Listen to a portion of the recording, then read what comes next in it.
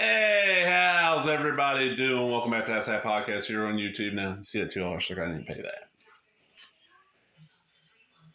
There's a pawn shop outside of town I go to every once in a while. They don't get a lot of the area I'm in. Pawn shops are mostly gun shops and jewelry stores is what they deal in.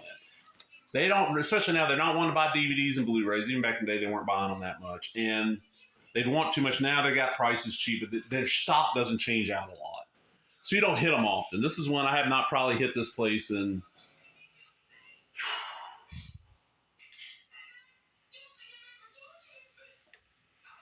I'm guessing almost 2 years. But I went out there and their Blu-rays were priced $2 for $3. DVDs were $3 for $2. Or $1 a Blu-ray. $1 DVD and $2 a Blu-ray. So I stacked them, you know. This one here, I wasn't sure when I was picking this up. Okay, I know I got Kick-Ass 2 on Blu-ray. I didn't know if I had the first one. I knew I didn't have the Spirit because I've never seen it. And this Thomas Jane Punisher, I don't even think I had that on DVD. So grabbed it. Go into each one of the films real quick. We'll start about Kick-Ass. Everybody knows the movie. You know, the Mark Millar comic, John Romita Jr., Guy Size Becomes a Superhero. You got Big Daddy. You got Hit Girl. Superheroes in the real world. They made 2 films. I don't think the second one did good enough that we're ever going to get a third, because there is a third comic, and the series has went on in comics. Like, it's one of those where it's like every 2 to 3 years, Mark Millar and Romita get back together. Mark Millar and somebody get together and give us another chapter. Like, I think I want to say in the comics now, like, the original Kick-Ass is retiring. It's like a female Kick-Ass, and Hit Girl's grown up. But it's not bad. It's one of those where if you can't handle gratuitous violence and language, don't watch it.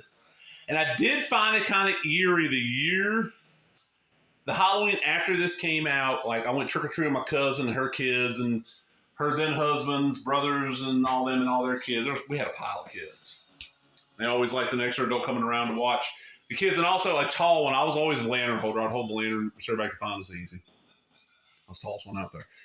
There were so many little girls that were under the age, like 9 to 12 probably. Trust of a Hit Girl, and you're going, have they seen the movie? Parents like, no, they just seen the posters, love the character. Okay, cool. Like, I'm gonna let a kid that young see it. All right, let's see. That's a good movie. Then we're gonna go to The Punisher. The Punisher, Thomas Jane, I love the character of the Punisher.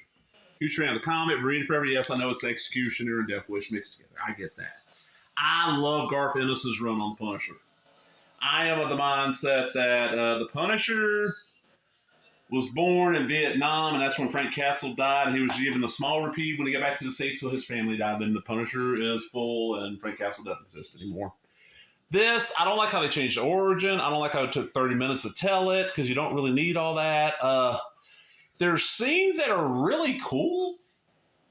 Like the whole thing with the Russian, the Kevin Nash fighting Punisher, destroying the place. That's a cool scene.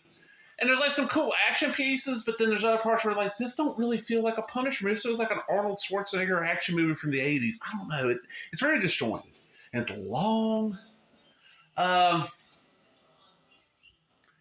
It's one where I probably will not watch it again for quite a while, but now I do have all 3 of the Punisher films on Blu-ray.